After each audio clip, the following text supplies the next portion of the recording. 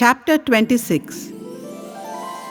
Stories of Bhakta Pant, Harishchandra Pitale, Gopal Ambadekar. Preliminary. All the things that we see in the universe are nothing but a play of Maya, illusion, the creative power of the Lord. These things do not really exist. What really exists is the Absolute. Just as we mistake a rope or a garland for a serpent on account of darkness, we always see the phenomena, that is, things as they outwardly appear, and not the noumenon which underlies all the visible things. It is only the Sadguru who opens the eyes of our understanding and enables us to see things in their true light and not as they appear. Let us therefore worship the Sadguru and pray to him to give us the true vision, which is nothing but God vision. Inner worship. Hemant Pant had given us a novel form of worship. Let us, he says, use water in the form of tears of joy to wash the Sadguru's feet.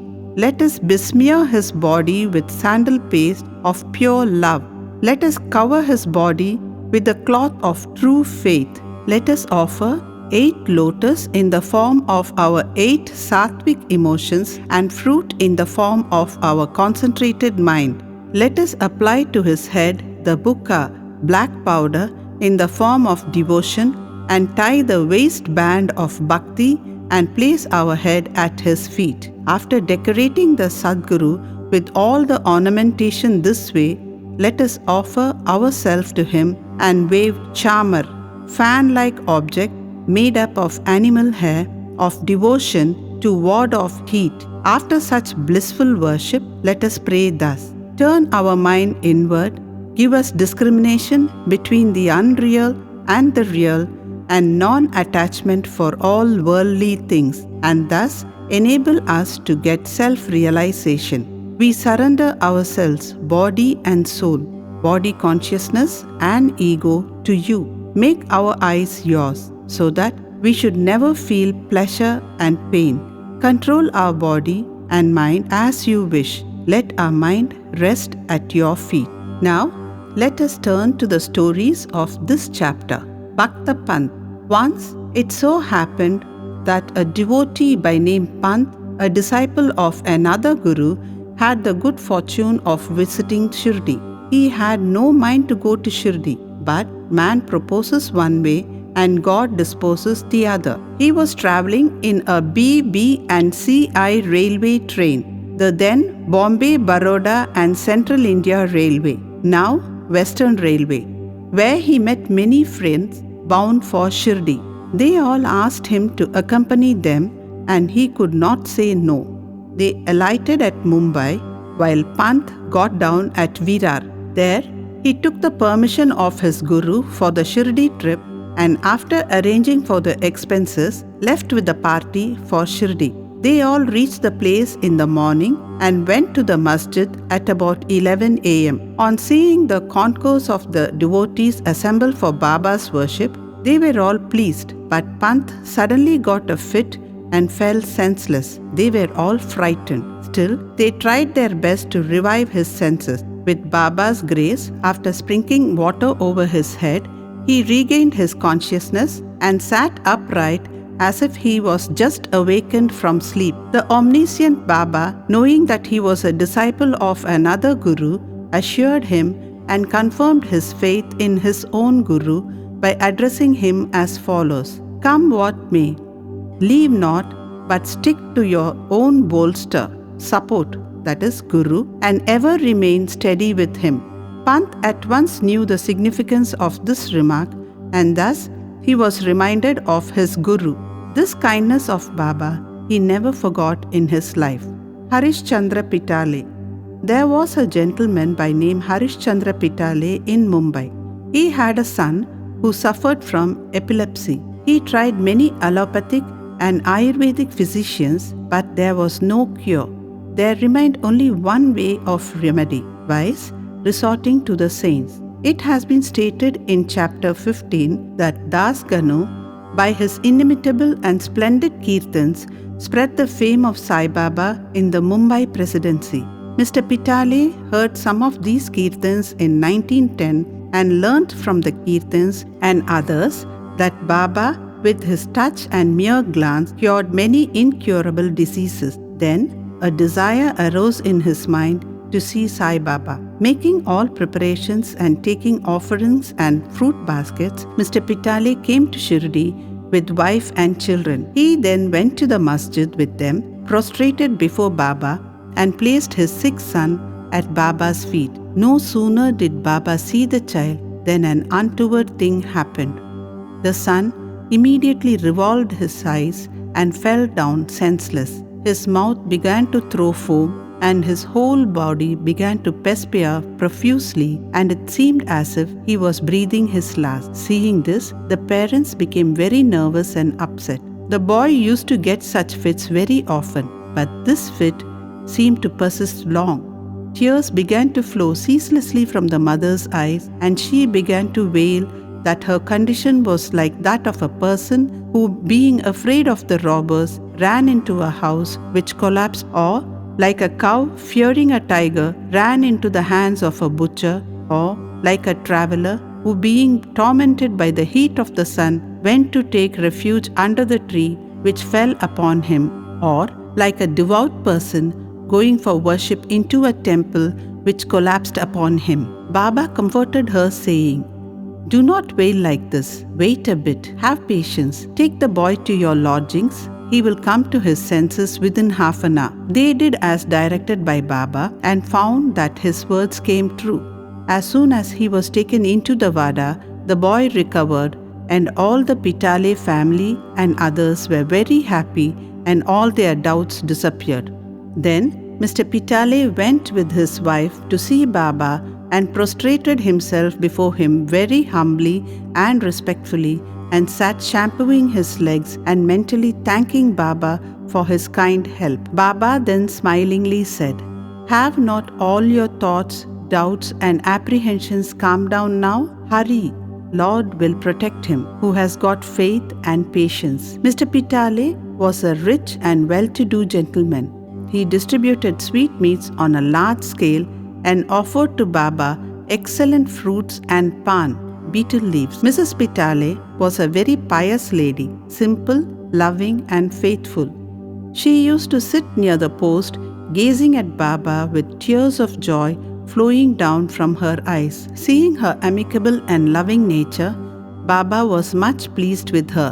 Like gods, saints are always dependent on their devotees who surrender and worship them with their heart and soul. After passing some happy days in Baba's company, the Pitale family came to the masjid to take Baba's leave to depart. Baba gave them udi and blessings and called Mr. Pitale close to him and said, "Bapu, I had given you ₹2 before. Now I give you ₹3.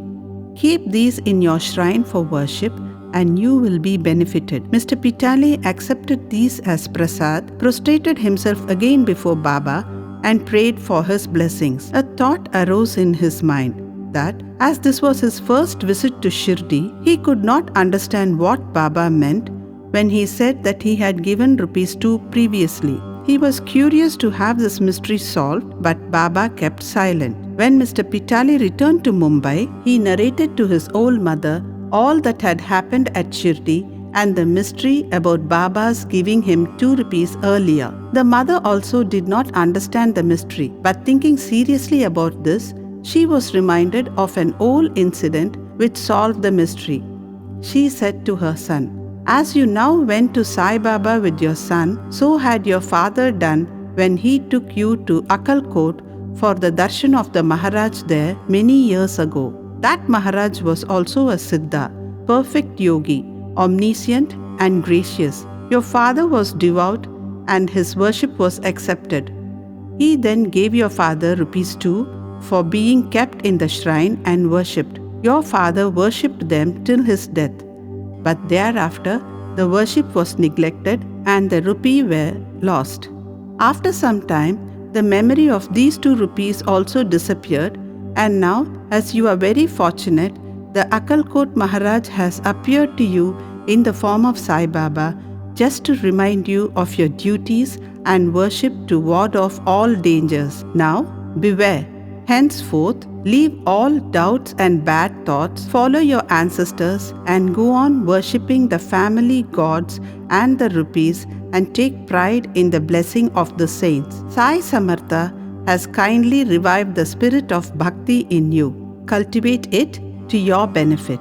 Hearing the remarks of the mother, Mr. Pitale was very much delighted. He came to know and was convinced about the all-pervasiveness of Baba and the significance of his darshan. Then onwards, he became very careful about his conduct. Mr. Ambadekar. Mr. Gopal Narayan Ambadekar of Pune was a devotee of Baba. He served for 10 years in the Abkari department, excise department, in the Thana district and in Jawhar state, from where he had to retire.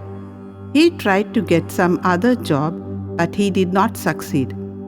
He was overtaken by other calamities and his condition grew from bad to worse. He passed 7 years in this condition, visiting Shirdi every year and placing his grievance before Baba.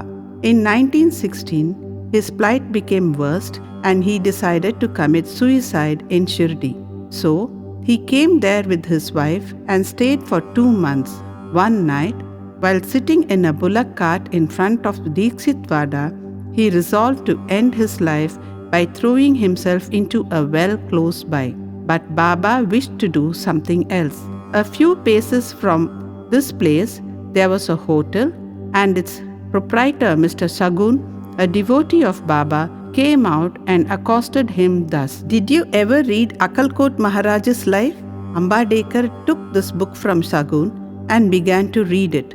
Casually, or we may say providentially, he came across a story which was to this effect. During the lifetime of Akkalkot Maharaj, a certain devotee suffered very much from an incurable disease, and when he could no longer endure the agony and pain, he became desperate and in order to end his miseries, threw himself one night into a well. Immediately, the Maharaj came there and took him out with his own hands and advised him thus, "You must bear the fruit, good or bad, of your past actions. If it is incomplete, suicide won't help you. You have to take another birth and suffer again. So, instead of killing yourself, why not suffer for some time and finish up the fruit of your past deeds and be done with it once and for all?" Reading this appropriate and timely story, Ambadekar was much surprised and moved. Had he not got Baba's hint through the story, he would have been no more. On seeing Baba's all-pervasiveness and benevolence, his faith in him was confirmed and he became a staunch devotee. His father was a devotee of Akkalkot Maharaj, and Sai Baba wanted him to walk in his father's footsteps and continue his devotion to him. He then got Sai Baba's blessings and his prospects began to improve. He studied astrology and gained proficiency in it and thereby improved his lot. He was able to earn sufficient money and passed his later life in ease and comfort. Bow to Sri Sai, peace be to all.